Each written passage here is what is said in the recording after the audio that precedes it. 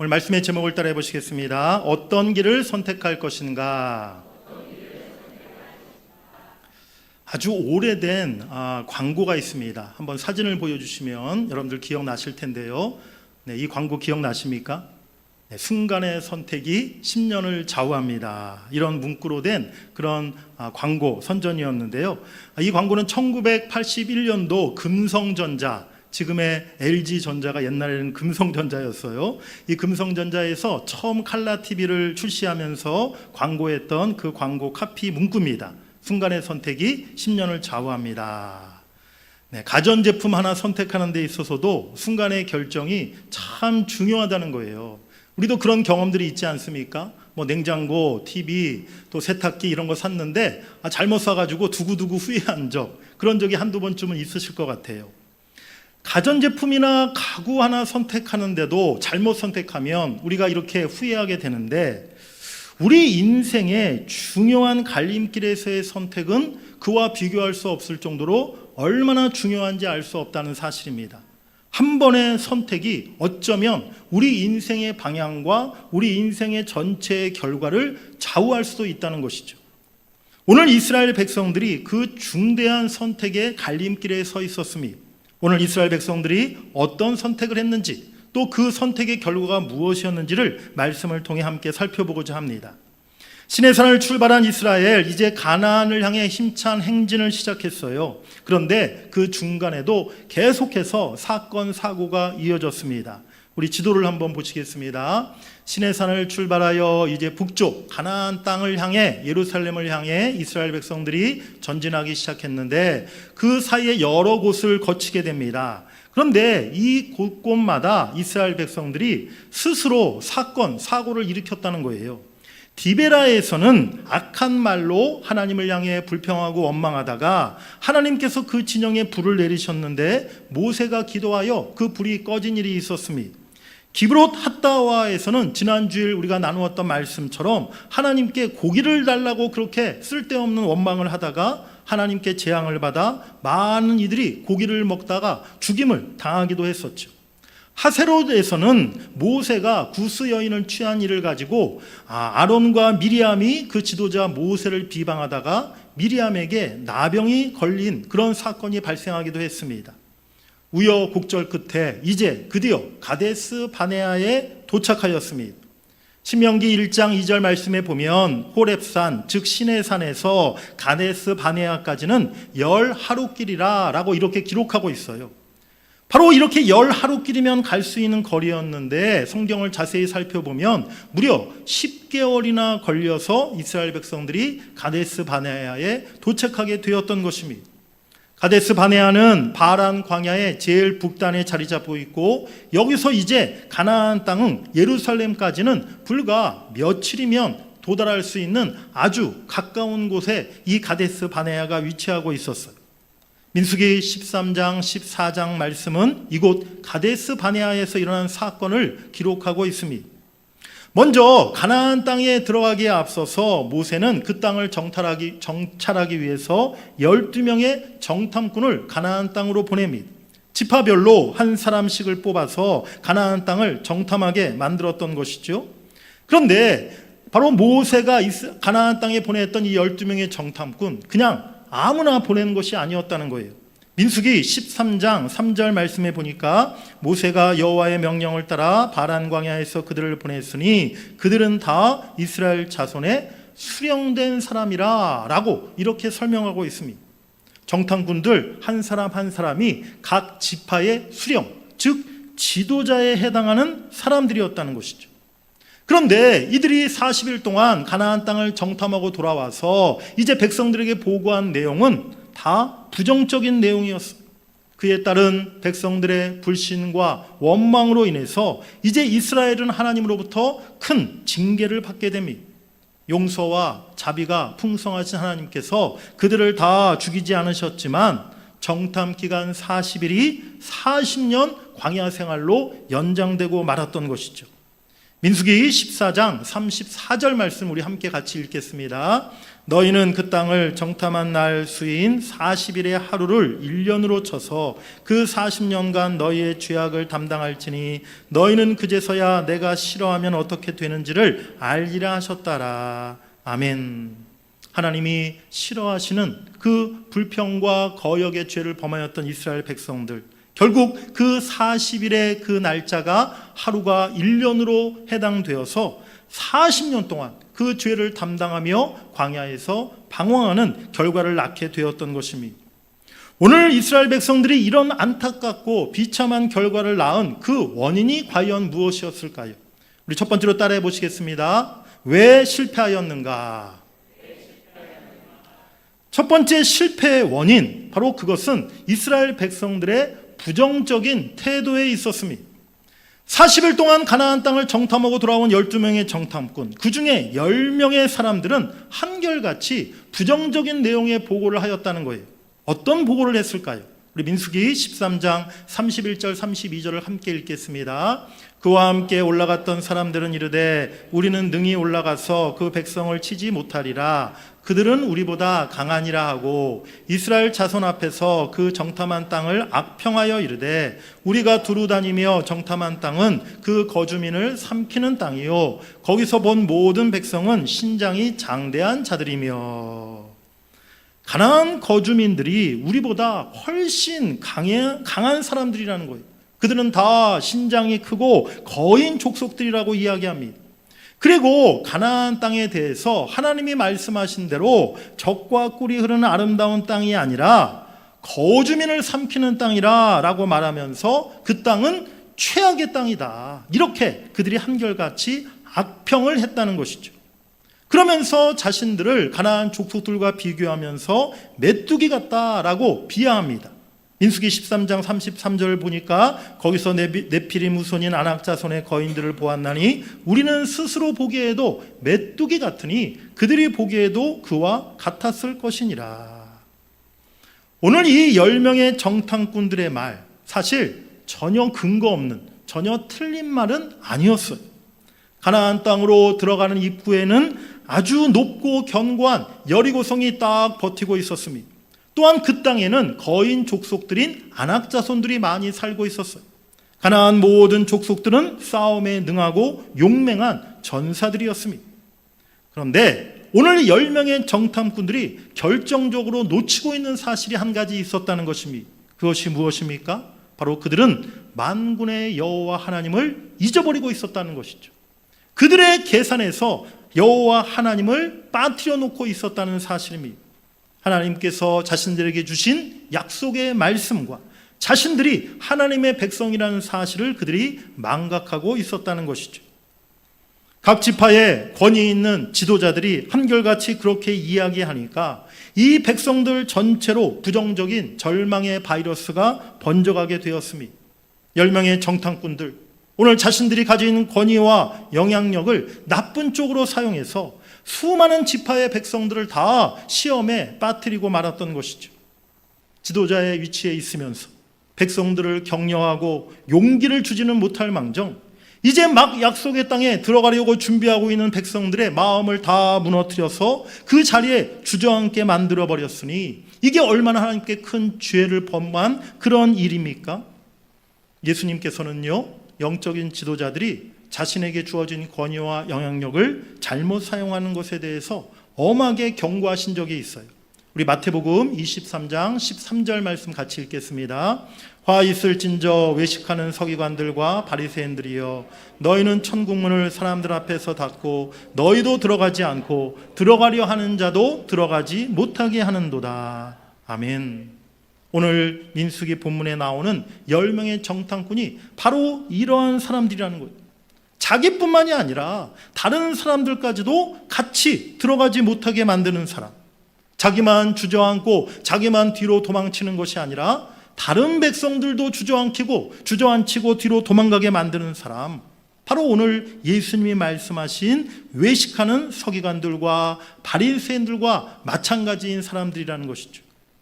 사랑하는 여러분, 오늘 하나님 앞에 내 자신의 모습을 솔직하게 돌아볼 수 있기를 원합니다. 나는 믿음을 전염시키는 사람인가?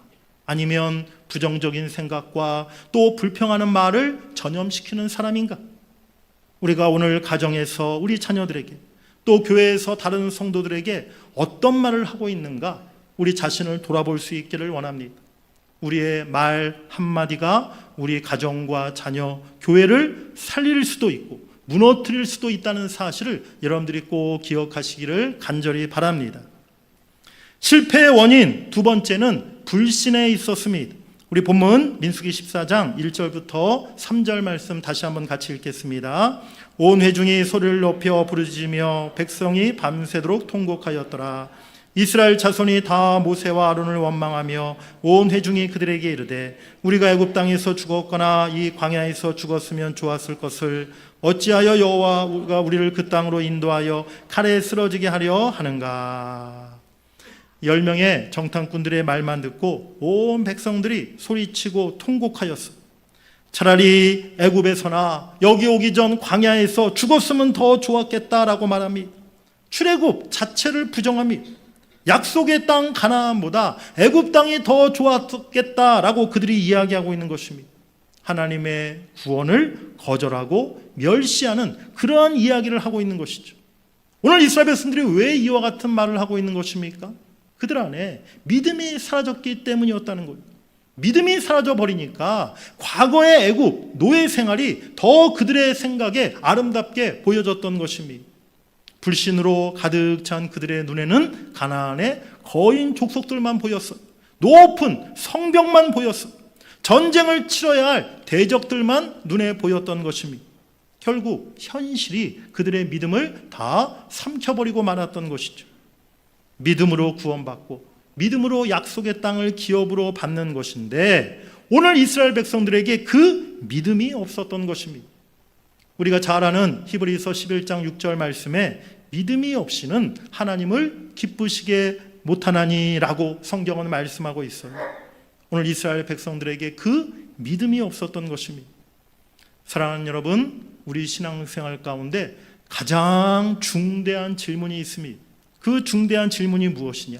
오늘 나에게 믿음이 있는가? 라는 그러한 질문이라는 것이죠. 나에게 죄사함과 구원의 확신이 있는가? 이 질문 앞에 우리는 자신 있게 대답할 수 있어야 될 줄 믿습니다. 제가 이번에 우리 청소년부 청년부 수련회 첫째 날 저녁에 설교 말씀을 전했는데 설교 말씀을 전하면서 우리 학생들 청년들에게 질문했어요. 바로 이 질문입니다. 오늘 밤 주님이 만약에 나를 부르신다면 내가 천국에 들어갈 확신이 있습니까? 라고 제가 물었어요. 한번 손 들어 보십시오. 청년들, 학생들, 우리 손 들어 보세요. 천국에 들어갈 확신이 있는가? 네, 쑥스러워서 그런지 아무도 손 드는 사람이 없더라고요. 여러분들에게는 그와 같은 믿음과 확신이 있습니까? 만일 오늘 밤에라도 주님이 나를 천국으로 부르신다면 내가 천국문 앞에서 자신 있게 주님, 저는 천국에 들어갈 만한 자격이 있는 사람입니다. 저를 맞아주시옵소서. 그렇게 확실하게 이야기할 수 있는 자신과 믿음이 여러분들에게 있으십니까? 두 가지 잘못된 신앙의 경우가 있는 것을 보게 됩니다. 첫 번째 경우는요, 믿음이 없는데 있다고 착각하는 경우예요. 이번에 영국 갔던 영국의 두세 분의 목사님들이 그런 얘기를 하시더라고요. 영국 교회 참 전도하기가 힘들다는 거예요. 그런데 전도하기 힘든 이유가 뭐냐면 나라에서 법으로 막고 무슨 전도를 못하게 하고 그게 아니라 영국 사람들 대부분이 자신들은 다 믿음이 있고 자신들은 다 천국 가는 사람들이라고 생각하고 있다는 거예요. 실제로는 1년에 많이 와야 성탄절, 부활절 1년에 한 번 내지 두 번 교회 온대요. 평상시에는 교회 오지도 않고 예배도 안 드리고 말씀 기도 생활 당연히 하지 않고 세상 사람들과 똑같이 살면서 스스로 생각하기를 자기네들은 500년 전부터 우리 10대 조상부터 예수를 믿었던 기독교 집안이다. 나는 기독교 집안에서 자랐던 살아난 사람이다. 그러하기에 나는 믿음이 있고 나는 분명히 천국 갈 수 있는 사람이다. 라고 그렇게 스스로 얘기한다는 것이죠.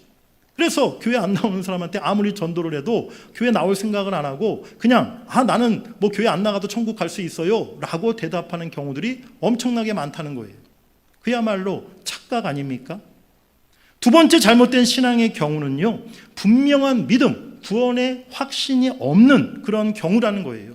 10년, 20년 신앙생활을 했음에도 불구하고, 내가 세례받고 직분을 받았음에도 불구하고 내 안에 구원의 확신이 없는, 또 그 구원의 확신이 자꾸만 흔들리는 그런 경우가 있더라는 것입니다. 예수 그리스도의 십자가를 통과한 진짜 믿음, 흔들리지 않는 구원의 확신이 여러분 모두에게 있기를 간절히 바랍니다. 그 믿음만 있다면 우리가 어떤 상황이나 어떤 환경에도 두려워하거나 낙심하지 않게 될 줄 믿습니다. 그 믿음으로 가나안을 향해서, 영원한 천성을 향해서 전진해 나가시는 여러분들이 되시기를 주의 이름으로 간절히 축복합니다. 세 번째로 오늘 실패의 원인, 이스라엘 백성들의 반항과 거역에 있었습니다. 요즘 청소년들이 그런 경우는 많지 않은데, 제가 중고등학교 다닐 때만 해도 10대 청소년 시절에 학생들이 집을 나가 가출하는 경우들이 많았어요.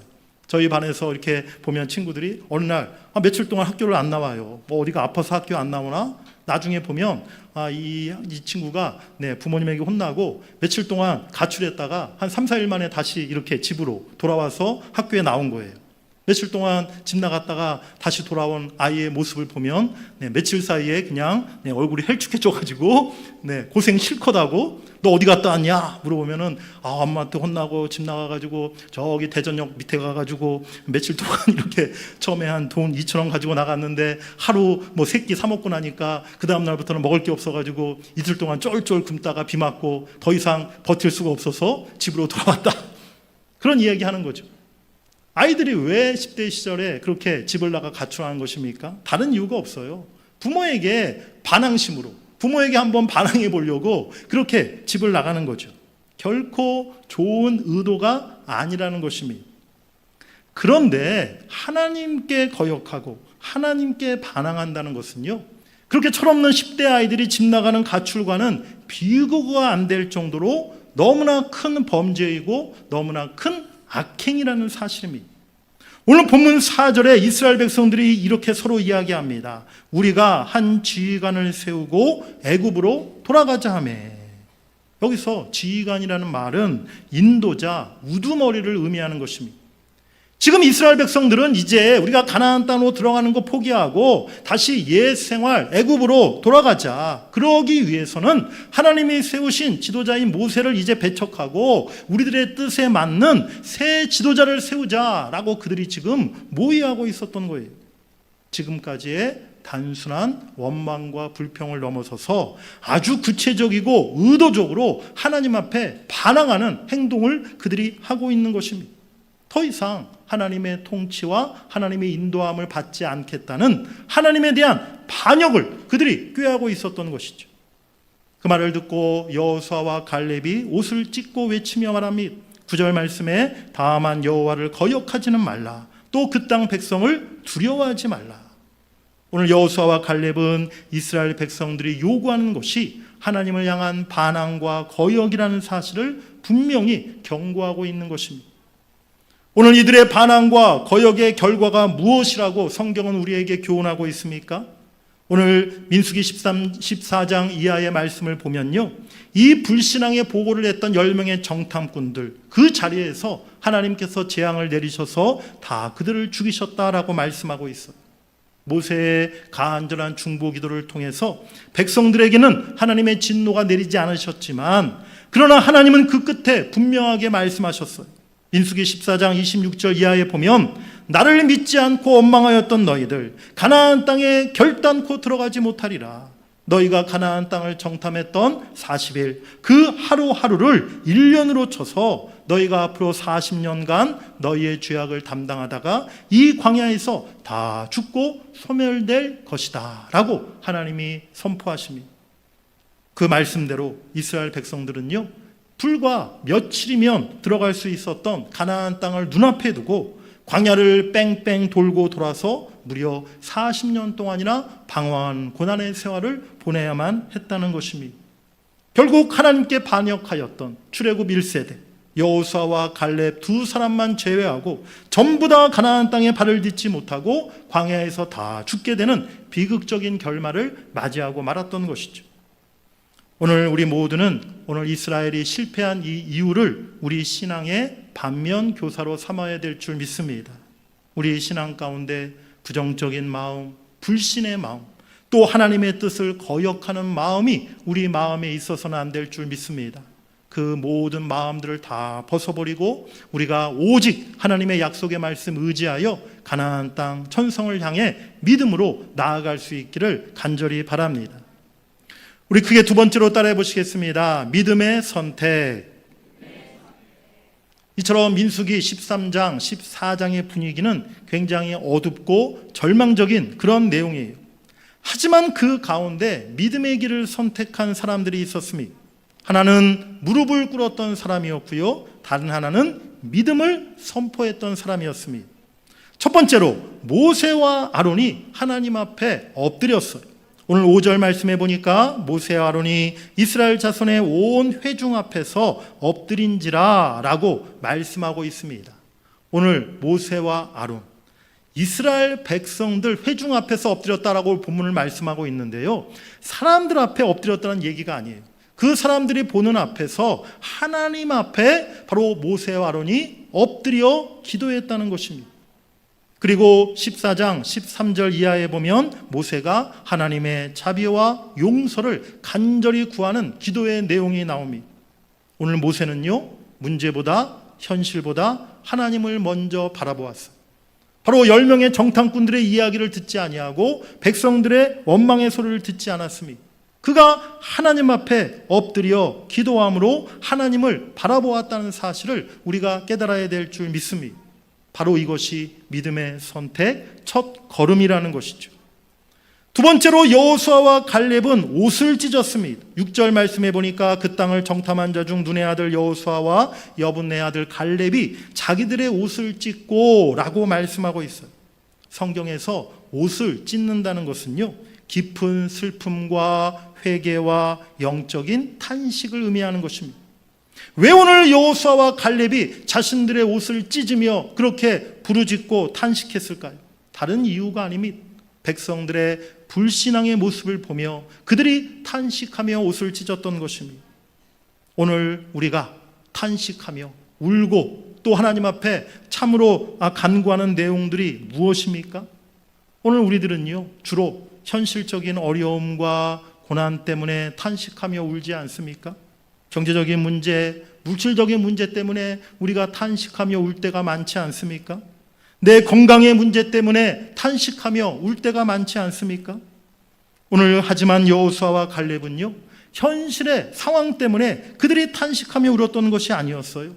가나안 땅에 대적들이 있기에, 가나안 땅에 높은 성벽이 있기에, 가나안 땅에 숱한 고난과 역경이 있기에 그들이 그것 때문에 탄식하며 울었던 것이 아니었다는 사실입니다. 오늘 여호수아와 갈렙은요, 하나님을 믿지 않는 이스라엘 백성들의 모습을 보면서 그들이 탄식하며 하나님 앞에 부르짖었다는 것을 우리가 기억해야 될 줄 믿습니다. 오늘 교회가 가장 탄식하며 하나님께 기도해야 할 문제가 무엇입니까?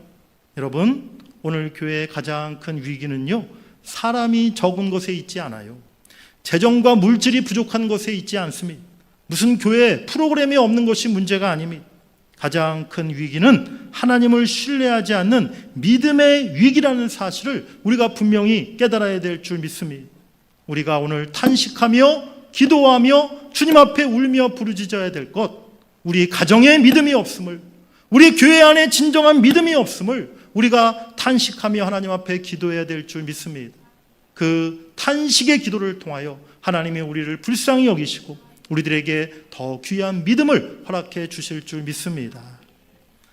세 번째로 하나님의 관점으로 그들은 현실을 바라보았어요. 7절 말씀해 보니까 그 땅은 우리가 두루다니며 정탐한 땅인데 심히 아름다운 땅이라 라고 여호수아와 갈렙이 고백합니다.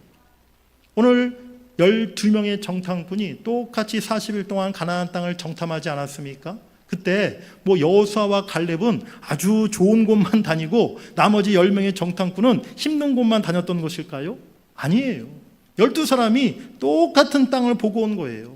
똑같이 높은 성벽을 보았고, 똑같이 거인 족속을 보았고, 똑같이 가나안의 강한 군대를 보고 돌아왔던 것입니다. 본 것이 다르지 않았다는 것이죠. 그런데 결론은 완전히 달랐음을 보게 됩니다. 10명의 정탐꾼은 이야기하였죠. 우리는 메뚜기고 그 땅은 거주민을 삼키는 아주 나쁜 땅이다. 그런데 여호수아와 갈렙은 말합니다. 그 땅은 심히 아름다운 땅이라.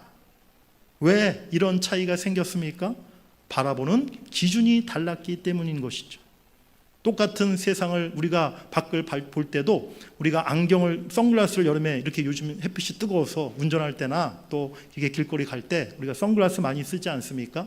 선글라스를 보면요, 검은색 선글라스도 있고 갈색 선글라스도 있고 또 요즘 이렇게 우리 젊은이들은 또 패션 감각이 있기 때문에 막 노란색, 주황색, 막 파란색 이런 선글라스도 막 쓰더라고요. 그런데 똑같은 사물을 보는데 그 선글라스의 색깔이 무슨 색이냐에 따라서 그 사물이 노란색으로 보이고 빨간색으로 보이고 갈색으로 보인다는 것이죠.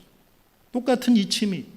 오늘 12명의 정탐꾼들이 바로 똑같은 땅을 보고 왔지만 10명의 정탐꾼과 여호수아 갈렙이 보았던 그 땅이 완전히 달랐던 이유, 그들이 바라보는 기준이 달랐기 때문이었던 것이죠. 10명은 상황과 환경을 기준으로 판단했습니다.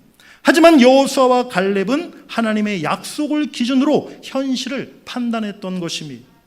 그들은 하나님께서 말씀하신 약속을 기억하고 있었어요. 내가 그 땅을 너희에게 주리라. 두 사람이 똑같은 바다에서 같은 폭풍을 만났어요. 한 사람은 풍랑과 폭풍만 바라보고 있다가 절망하고 말았습니다. 그래서 내가 차라리 물속에 폭풍 속에 빠져 죽으니 내가 스스로 죽겠다 생각하고 그냥 스스로 자살을 선택했어요. 다른 한 사람은 배의 키를 잡고 있는 경험 많은 선장을 끝까지 주시했습니다. 저 선장이 이 풍랑 속에서도 이 배를 지켜낼 것이다 확신했습니다. 결국 그 사람은 편안하게 항구로 도착할 수 있었다는 것이죠. 폭풍이 똑같았어요. 하지만 바라보는 대상이 달랐습니다. 우리 인생도 마찬가지입니다. 문제가 없는 인생, 풍랑이 없는 인생은 아무도 없습니다. 하지만 믿음은 폭풍보다 우리 배의 주인 되신 예수님을 바라보는 것인 줄 믿습니다. 어떠한 인생의 시험과 풍랑 속에서도 그 현실만을 바라보는 것이 아니라 하나님의 약속의 말씀을 바라보며 우리 인생의 주인 되신 주님을 바라보시는 여러분들이 되시기를 간절히 바랍니다.